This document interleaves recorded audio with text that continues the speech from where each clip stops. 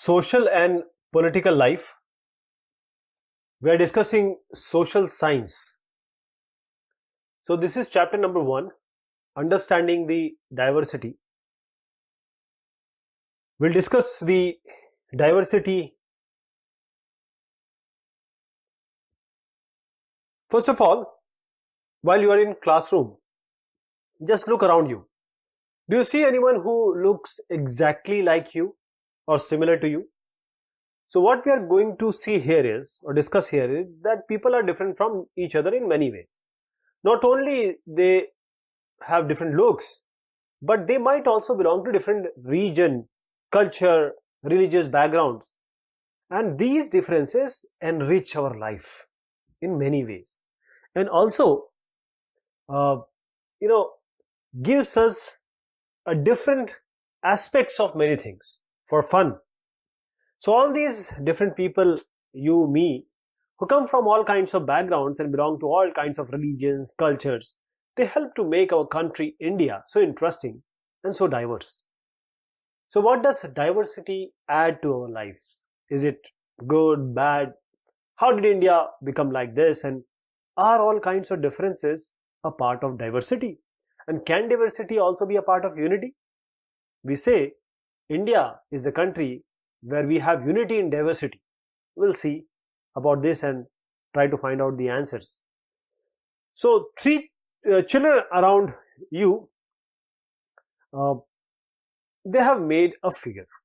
These three figures are made by three children, and you can play some game, use the empty box to draw your human figure. So is your drawing similar to all these three? The chances that your drawing is similar is meager. That is, you will all have your perspective and you have all different way of drawing. Why this is? Because you have unique drawing style. So we not only don't look exactly like each other, but also differ in terms of, means we don't look exactly similar to one another, but also differ in terms of the language we speak, our cultural backgrounds, our voices are different, the religious rituals we observe, and there are various things that are different.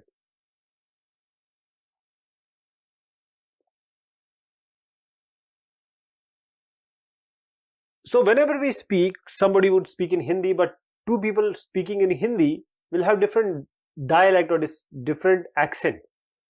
So two people, they are talking, and this time I stopped by the payment and asked for the Hindi paper. Now what happens here is, let me tell you, I'll start with this. See, fill out the following information about yourself. When I go out, I like wearing what? Somebody would like to wear a jeans. Somebody will wear kurta pajama. At home I speak, means we may speak in Hindi outside, but somebody would speak Malayalam in their house. My favorite sport is, I like football, you may like cricket. I like reading books about, so our taste may be different. So now you may ask your teacher to help you check how many of you have similar answers. Is there anyone whose list matches these exactly? The chances are very less. But many of you have similar answers. How many like reading the same kind of books? How many different languages are spoken by the student in your class? In a region, people would say, in Kerala, people would speak Malayalam more. But by now, you must have recognized what we wanted to emphasize here. In many ways in which you are quite like some of your classmates, but in many ways you are different from them. So making friends, do you think it would be easy for you to make friends with someone who was very different from you? This was the part of story I need to start from here. I had meant it as a joke made up for a small ragged boy who sold newspapers at the Janpat crossing at the busy intersection. So every time I cycled past, he would run after me like this, holding out the English paper and screaming out the evening's headlines in a mixture of Hindi and English. This time I stopped by the pavement like this and then asked for the Hindi paper. His mouth fell open. You mean you know Hindi? He asked. Of course, I said as I paid for the paper. Why? What do you think? This guy paused. But you look so Angrez, he said. You mean you can even read Hindi? I said, of course I can. I said this time a little impatiently, I can speak, read and write Hindi. Hindi is one of the subjects I study in school. So he asked, subjects. How could I explain what a subject was to someone who had never been to school and is selling newspaper? Well, it's something I started. I tried to enlighten him, but the lights changed and the honking behind me, because I stood on the pavement, or I stopped by on the pavement, honking behind me grew 100-fold, and I let myself be pushed along with the rest of the traffic. So the next day, what happened? He was there again, the paper seller, smiling at me and holding out a Hindi paper. Bhaiya, he said, आपका अखबार, आप बताइए, ये subject क्या चीज है? The English word sounded strange on his tongue. It sounded like its other meaning in English, to be ruled by someone else. Oh, it's just something to study, I said. And then because the red light had come on, I asked him, have you ever been to school? He said, never. He answered. Then he added proudly, I began working when I was so high. He measured himself against my cycle seat. Means, he said, when I was small, first my mother used to come with me, but I can do it all alone now. So where is your mother now? I asked, but the light changed again, and I was off. I heard him yell from somewhere behind me, she is in Meerut with, and the rest was drowned out. My name is Samir, he said the next day, and very shyly he asked, what's yours? It was incredible. My bicycle wobbled. My name is Samir too, I said. What? His eyes lit up. Yes, I grinned at him. It's another name of Hanuman's father, you know. So now, you are Samir Ek and I am Samir Do. He said triumphantly, something like that. And I answered and then held out my hand. Haath milao Samir Do. Samir 1 and Samir 2, that is. So his hand nestled in mine like a little bird. I could still feel its warmth as I cycled away. The next day, he did not have his usual smile for me. There's a trouble in Meerut, he said. Many people are being killed there in the riots. I look at the headlines. Communal riots? It blazed. But Samir, I began. I'm a Muslim, Samir. He said in answer.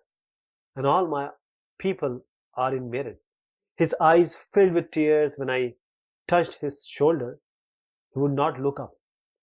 He was not at the crossing the day after, neither the day after nor ever again. And no newspaper in English or Hindi can tell me where my Samir 2 or Samir Do has gone. So you have to give the three ways in which Samir Ek and Samir Do were different. Did these differences prevent them from being friends?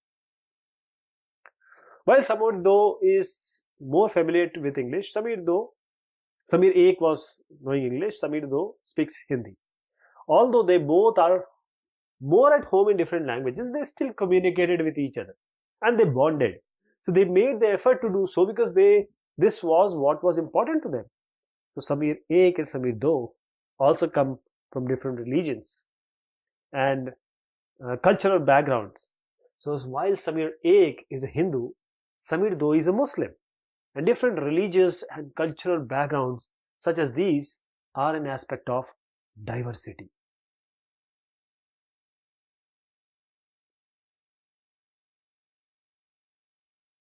In addition to their diverse religious and cultural backgrounds, there are other ways in which Samir Ek and Samir Do are different from each other.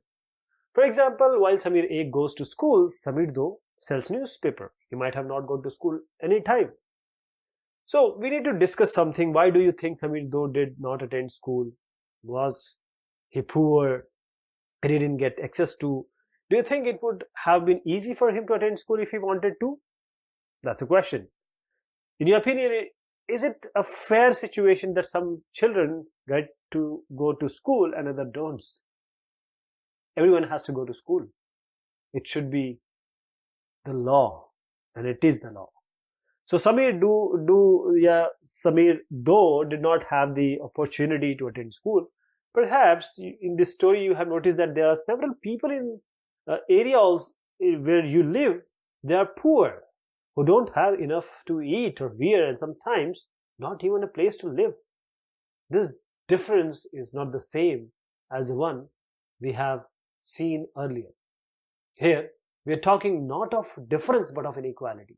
So inequality comes about when a person does not have the resources and opportunities that are available to other persons. The caste system is another example of inequality. According to this, the society is divided into different groups, different categorization is there depending upon the work that people did, and they were supposed to remain in those groups. So if your parents were potters, you could only become a potter, nothing else. And this system was considered irreversible. And because you were not supposed to change your profession, it was not considered necessary for you to know anything more than what you needed in your profession. And this created a situation of inequality. We'll read about all these inequalities in coming discussions. So what does diversity add to our lives? Just like Samir 1 and Samir 2 became friends, you might have friends who are very different from you. You have probably eaten different kind of food in their homes, celebrated different festivals with them, tried out the clothes they wear, and learned some of their languages as well.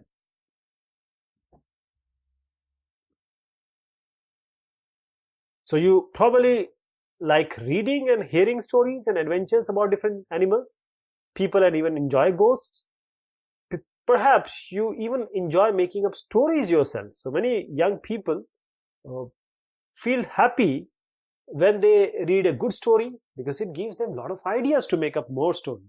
So people who write stories get their ideas from all sorts of different places, from books, from real life, also from their imagination. So some may have lived in forests close to animals, choose to write on their fights and friendships. Others would read real accounts of kings and queens and wrote stories about love and honor. Some dipped into their own childhood memories of school and friends and wrote stories of adventure. Just imagine if all the storytellers and writers that you have heard and read so far were forced to live in a place where all people wore the same two colors, red and white, ate the same food, maybe potatoes, take care of same two animals, for example deer and cat, and to entertain themselves played snakes and ladders. What kind of stories would you think they would write? So diversity in India. India is a country of immense diversities, many diversities.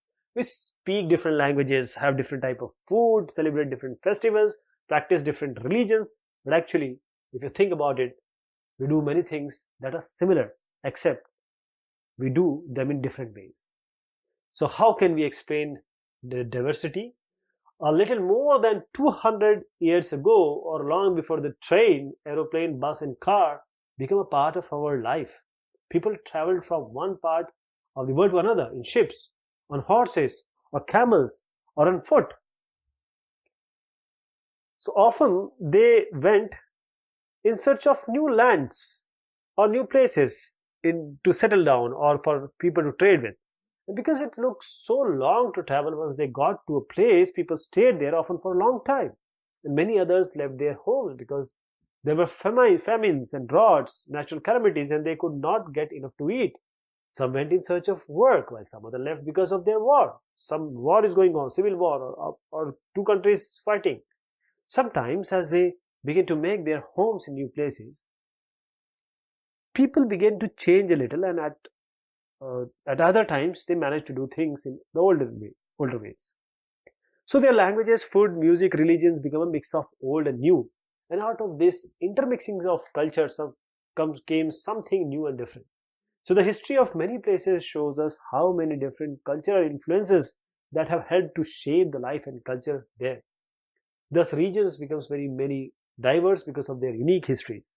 So similarly, diversity also comes about when the people adapt their life to certain geographical area in which they live. For example, living near the sea is quite different from living in the mountainous area.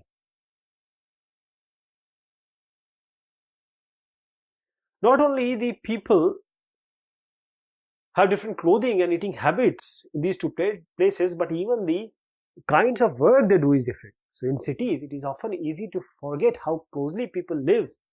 They are tied to their physical surroundings.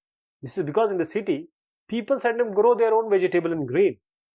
Instead, they depend on the market to buy all the food and other goods that they would need.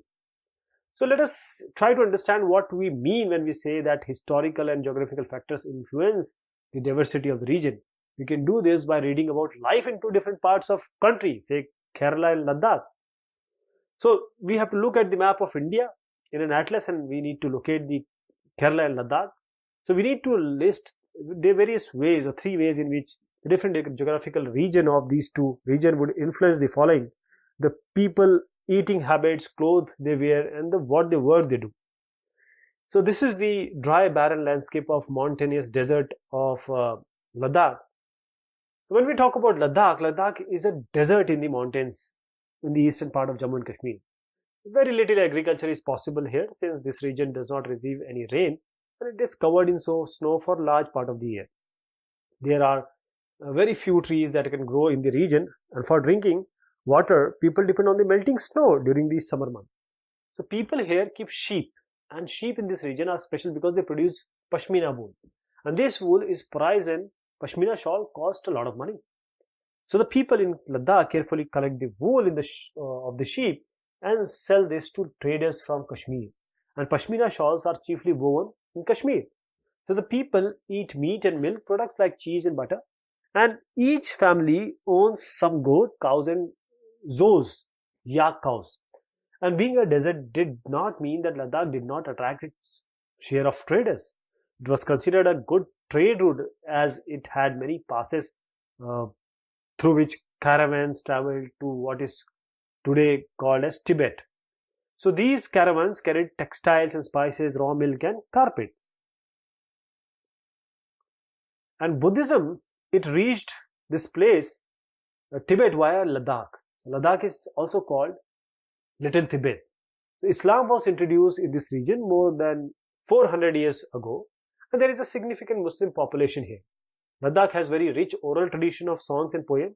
Local versions of Tibetan national epic, the Kesar Saga, are performed and sung by both Muslims and Buddhists. Now, then we talk about Kerala. So Kerala is a state of southwest corner of India. It is surrounded by sea on one side and hill on the other side, on one side. So a number of spices like pepper, cloves, cardamoms, they are grown in the hills. So it is spices that made this region an attractive place for the traders. Jewish and Arab traders were the first to come here. The apostle of Christ, St. Thomas, is believed to have come here nearly 2000 years ago, and he is credited with the Christianity bringing to India. So many Arab traders also came and settled down here. Ibn Battuta, who traveled here a little less than 700 years ago, wrote a travelogue in which he describes the lives of Muslims and say that they were a highly respected community. The Portuguese discovered the sea route to India from Europe, and Vasco da Gama landed with his ship here. And because of all these various historical influences, people in Kerala practice different religions like the Judaism, Islam, Christianity, Hinduism, and Buddhism. The fishing net used here look exactly like the sea. This is the Chinese fishing nets. If you see here, these are the fishing nets, Chinese fishing nets. Chinese fishing nets are now called China wala. So even the utensils used for frying is called China chatti, and it is believed that word Chin could have come from China. So the fertile land and the climate are suited for growing rice, and majority of people eat rice, fish, and vegetable. So this is the figure of a boat race in an important part of Onam festival celebrated in Kerala.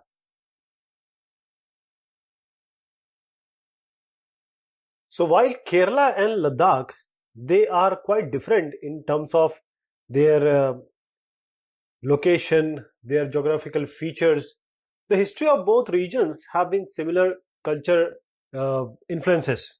So both regions were influenced by Chinese and Arab traders. So it was the geography of Kerala which allowed for the cultivation of spices and the special geographic location of Ladakh and its wool that drew traders to these regions. Therefore, the history and geography, these are often linked and tied in the cultural life of a region. So the influence of this diverse culture is not merely a thing of past. Our present scenario, life are all about moving from place to work, and with each move our cultural traditions and way of life slowly, gradually becomes part of new place we are in. And similarly, in our own neighborhoods, we live close to people from several communities. Our daily lives are about the ways in which we do things together and hear stories about each other's life, customs, and tradition. As I indicated earlier, India is all about unity in diversity. So, unity in diversity, India's diversity has always been recognized as a source of its strength. When the British ruled India, women and men from different cultural, religious, and regional backgrounds, they came together to oppose them. The atrocity that were, imposed upon them, they came together. So India's freedom movement had thousands of people, different backgrounds they have. So they worked together to decide joint action. They were jailed for it, and they found different ways to oppose British.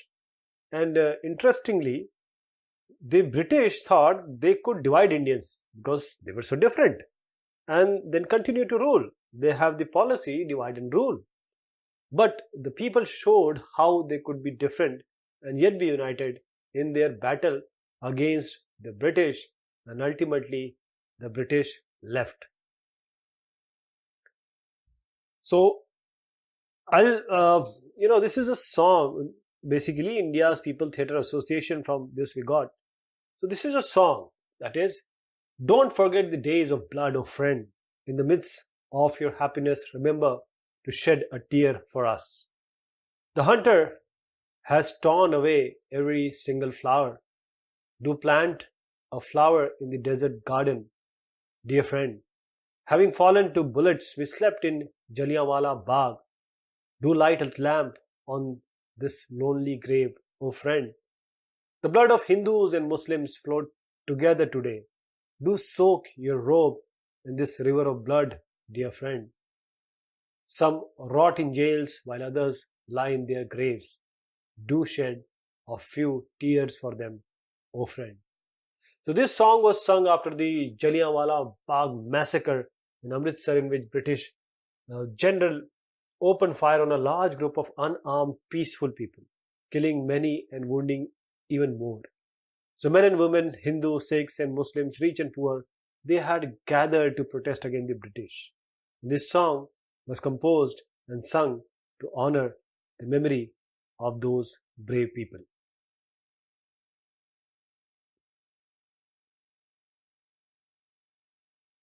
This is the picture of Pandit Jawaharlal Nehru, our first Prime Minister, delivering an Independence Day speech.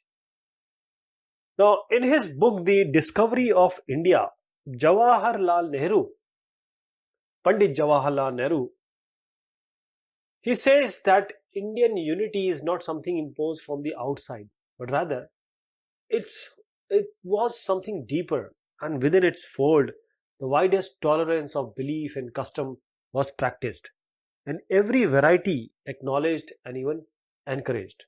So it was Sri Pandit Jawaharlal Nehru who coined the phrase unity in diversity to describe the great nation we call India, our country. So these songs and symbols that emerged during the freedom struggle serve as a constant reminder of our country's rich tradition of respect for diversity. Do you know the story of the Indian flag? It was used as a symbol of protest against the British by people everywhere. So India's national anthem, composed by Rabindranath Tagore, is another expression of the unity of India.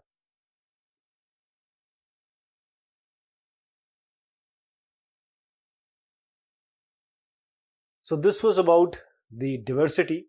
We'll be talking more about all these. Thank you so much. Take care of yourself.